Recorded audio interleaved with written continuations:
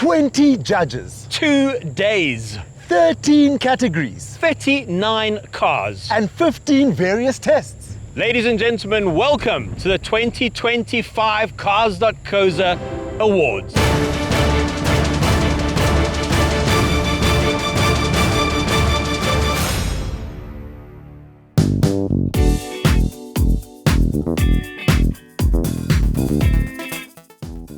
Hi, I'm Juliet, and this is a comparative test of the compact hatch category.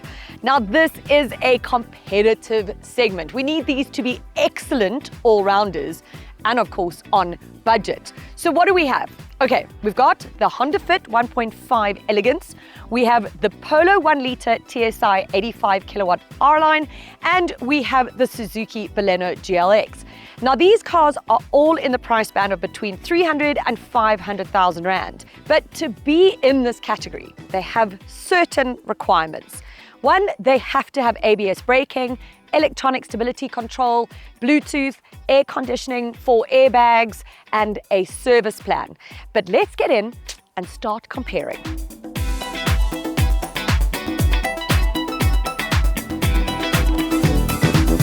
Okay guys, I'm in the Honda Fit just in case that is not clear. So it's got a 1.5 litre 4-cylinder engine. You get 89 kilowatts of power and 145 Newton meters of torque. It's not the punchiest of engines, and because it's mated to a CVT, there are some issues for me, especially when you consider the rivals like the Polo. So while driving this, if you haven't driven those, you might find it okay. It's definitely not the best drive out of the three though. From a fuel consumption point of view, you're looking at a claimed 5.5 litres per 100 Ks, which is pretty good, obviously, and certainly is very important in this segment because fuel consumption, sherbet, we are all pinching pennies when we hit those, fuel stations. So you want to bear that in mind when you're looking at the segment. The visibility in this car is unreal, but can you hear me over the CVT drone? And once you're sort of at a happy cruising speed, that CVT one is gone, and then it becomes like a really pleasant and very comfortable drive. Okay, I want to hit the dynamic track a little bit just to show you, or to maybe experience a little bit of the dynamics. Oh, there's that CVT. Whoop, careful, giddy foul. It's such a little nippy around town car. You see it turns in nicely. The steering is well weighted. It like sticks really well. Actually, I'm going a little quick. Lovely. Okay, it feels sort of solid and well put together. Every time I put my foot down, you sort of have this drone.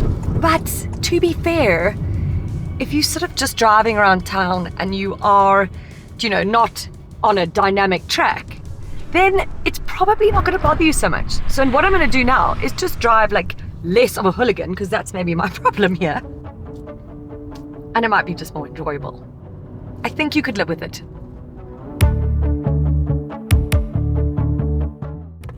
Okay, so now I'm on the suspension track.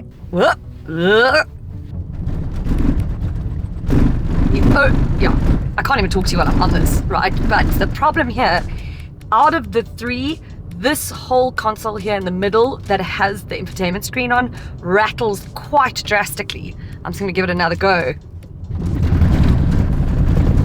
It's like a little disconcerting. It looks like it might just go thunk. Oh, that's enough.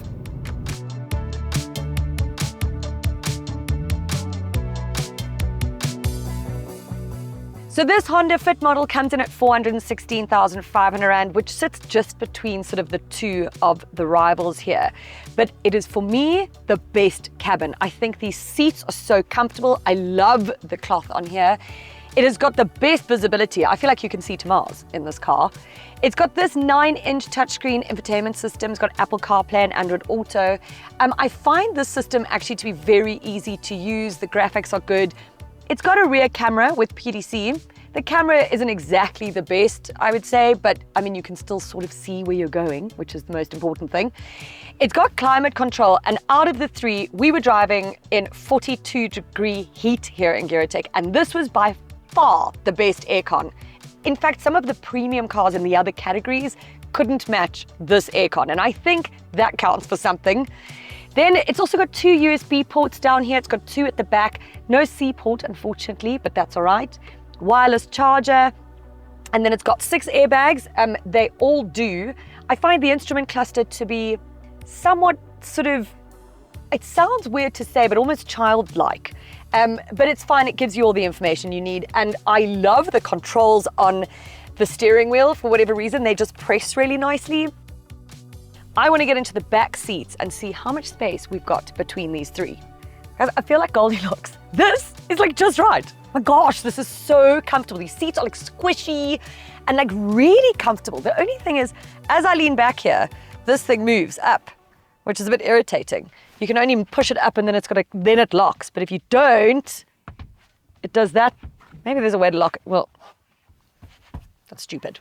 Okay, that's the only thing that's annoying me. But the rest, look how much space I have. Like, I can even do this. Okay, I could not do a good old knee, rocking your foot test in either one of those cars, but I can in here. This also has the C ports, 2 of them at the back. In the front, they've only got the other one. I like that. It gives you, variety, which is fabulous. Okay, got the seat pockets, nice. Oh, I forgot they've all got drink holders, obviously, the deep ones.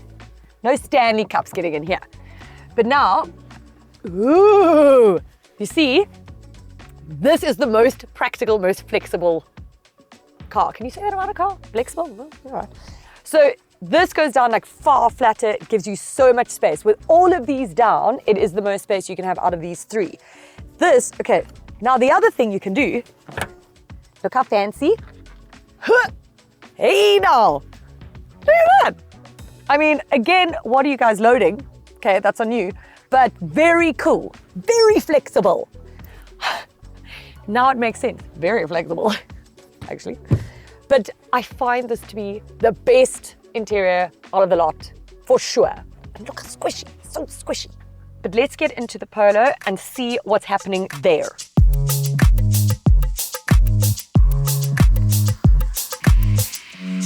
So this has the 1 litre 3-cylinder turbo petrol under the bonnet and is by far the best drive of the 3. You can't even hear the 7-speed dual clutch transmission.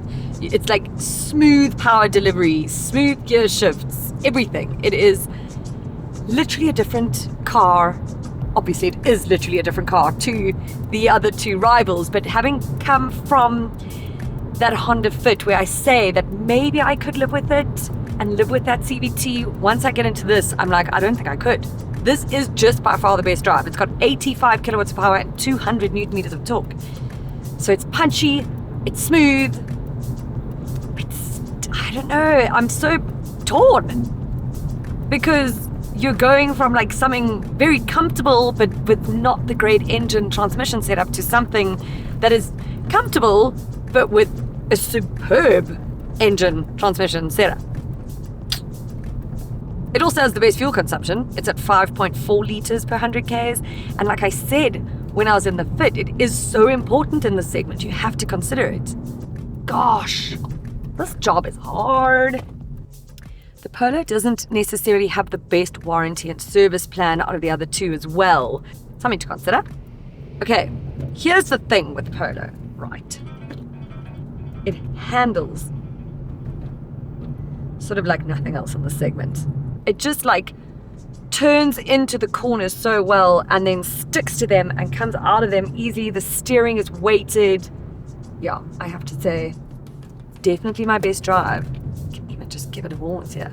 I'm gonna push it again because there's no drone, no whine, no anything. Glorious. Okay, so now I'm on the suspension track and I'm starting on the sort of little bouncy one. That is the technical phrase. But again, a Polo always does feel so solid, right? Like there's no rattles whatsoever. There's nothing rattling. The only thing that could be heard is probably the camera equipment, not the car. But now we go on to this one, the one I call it. Okay. So, there's a bit of a rattle here, but the rest is actually my camera equipment and the lighting equipment. So I can't blame the Polo for that.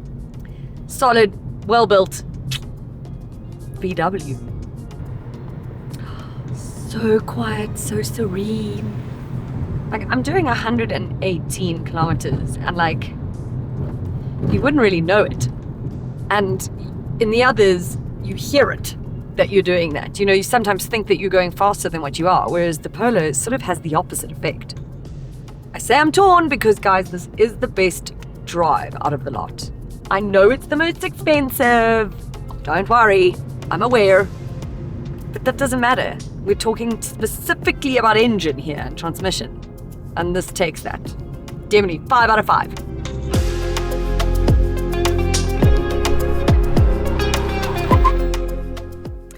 So this Polo is priced at 483,000 Rand, so it is the most expensive out of the two. But it is sort of felt in this cabin. It does feel ever so slightly, maybe a little bit more premium, especially in the seats. This is the R-Line, and these seats are all very sort of sporty feeling. The infotainment system, the graphics are amazing, and the instrumentation on this is the best out of the three by far. This is also very intuitive. It's very VW, which we've all come to sort of love and know, I think.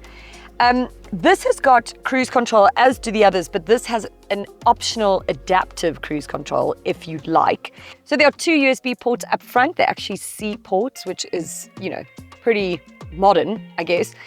The infotainment screen is 8 inches. The other two are 9. I don't think that would make a difference. Can anybody tell the difference between 1 inch? Surely not. The other thing that this has is auto wipers, which the others don't. And I've been trying to wrap my head around whether I find that to be really important or not. And I don't mind just pressing, you know, the lever to turn the wipers on. But some people might find that very important. Who's to say?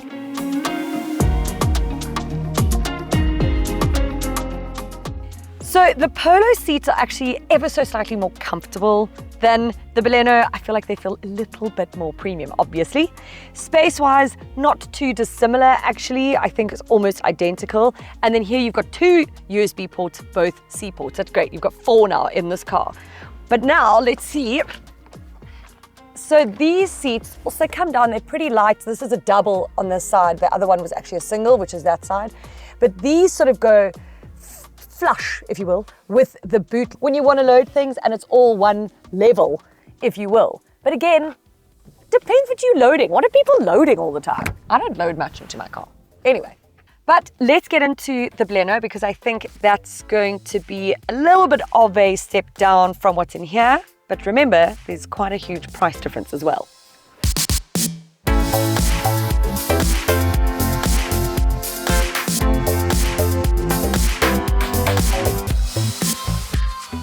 Okay, so in this, we've got a 1.5 litre 4-cylinder, but it's got 77 kilowatts of power, mated to a 4-speed auto, which is not the best.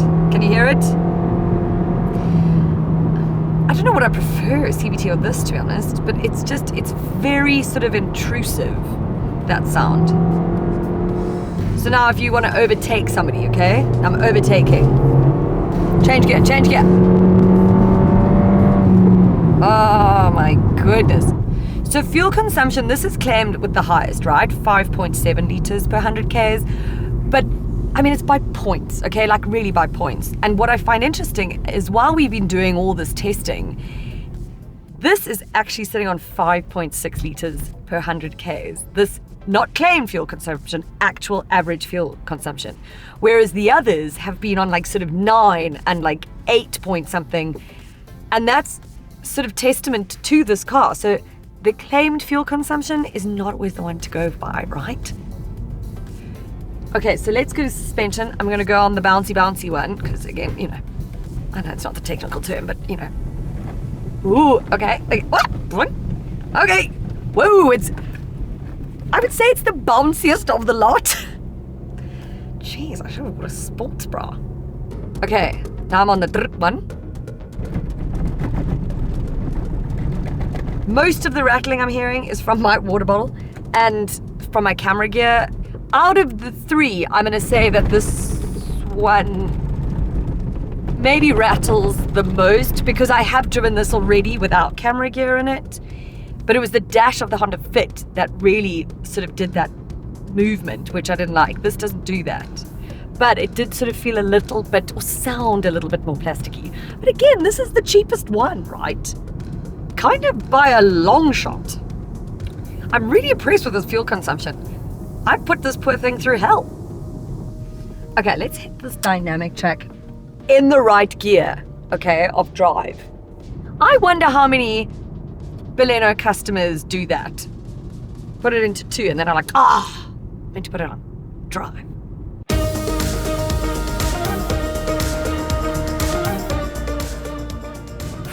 I'm a little bit torn between this auto and the CVT. I'm not a big fan of a 4-speed auto, mind you, but I do appreciate the convenience of an auto. Sure. The steering is good. I don't know if the steering is as direct as the other two. I don't want to push this one as hard, if that gives you any indication, comparing it to the Polo and even the Fit. Like, it does just not feel maybe, or it doesn't feel as solid maybe, and as grippy. But it is a car that's just over 300,000 Rand. So I think one has to give it, you know, a little bit of leeway.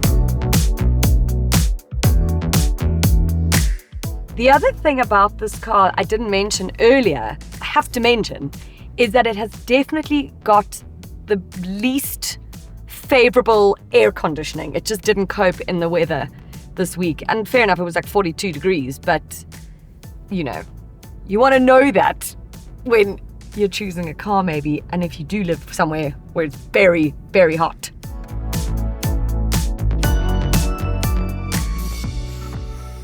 So the Baleno comes in quite considerably cheaper than the other two. But as much as it does feel like it is maybe the cheapest, it doesn't feel cheap necessarily. It is quite dark in here. There's a bit of a tint on these windows. We've also got these that have been added that is, I think, after fitment, which kind of makes it feel much darker than, say, the Fit, which has got that amazing window and all the visibility. But when it comes to the screen, this is the 9-inch. It's okay, it's fine, it's sort of intuitive enough. I don't find it as user-friendly as the other two. So you get one USB up front here, which is also not a C port, unfortunately, but a lot of people still are using the A-type one, I think. Then the steering wheel and all of that, it's got cruise control as well, and it's got all the buttons on here. The instrumentation is very clear, pretty straightforward. I think overall, I don't love this color combo with a dark blue and a black. It, like I say, it darkens the whole cabin and can make it feel smaller than what it actually is. But again, I have to say that I think the quality is pretty good for what you're paying.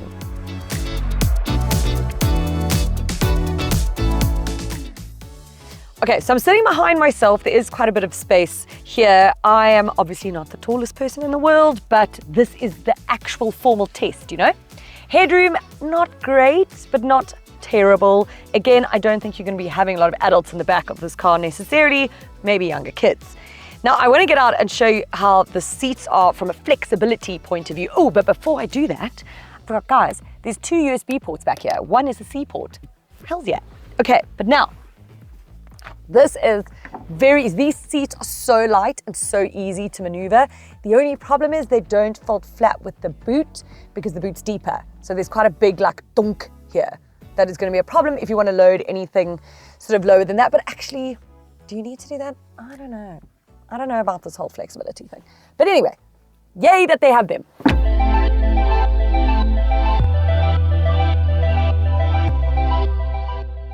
So boot space is really important in this segment. In fact, they're very important to me as well.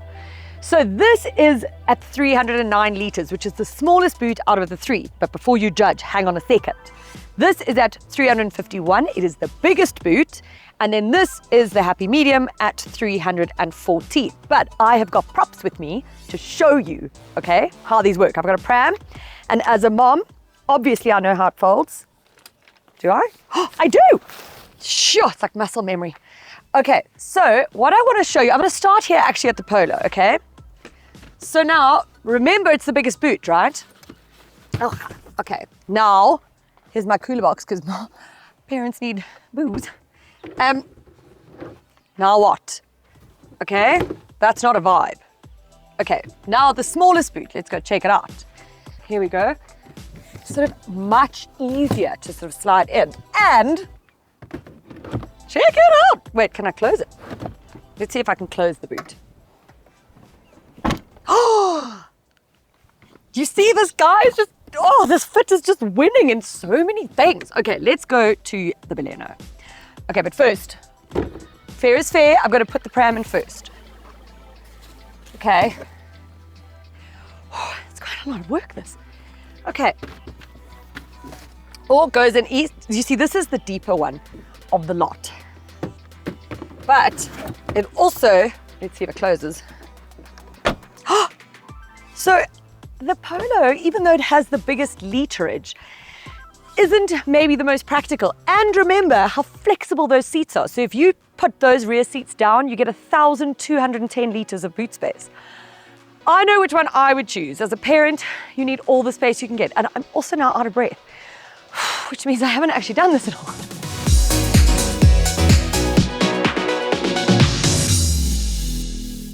It is a tough choice to choose which one I think should win. Okay, because before I driven these back to back, the Polo was going to take it hands down. Then this little sneaky Honda Fit came in and just sort of like blew me away. I loved how comfortable it is. I loved how spacious it is, how practical and versatile it is. And then you've got the Suzuki Baleno that is almost 150,000 Rand cheaper than a Polo. It is such good value for money. I mean, spec for spec, these cars are almost the same, but when it comes down to money like that, that counts in this segment. So what do I think? Honestly, I'm probably going to say the Polo, if only because it is the best-selling car in the country, right? But I keep going back to the Honda and thinking, could I live with that CVT every day? And maybe I'm just oversensitive to it because this is what I do for a living. And the average buyer might not mind that because the Polo does have the best transmission and engine setup. It is the best drive by a country mile out of these two. So there's so many things to consider. Basically, I say the Polo, but you're going to have to wait until the end of February 2025 to find out who the judges have voted for and who South Africa has voted for. I'm just glad I'm not having to make this decision on my own. What's the car with Cars.co.za? Meet on the move Roxy. Her perfect car has a cup holder that fits her oversized, color-coded sippy cup. Now think of a car, any car. Yes, we have it. Cars.co.za. Let's find what moves you.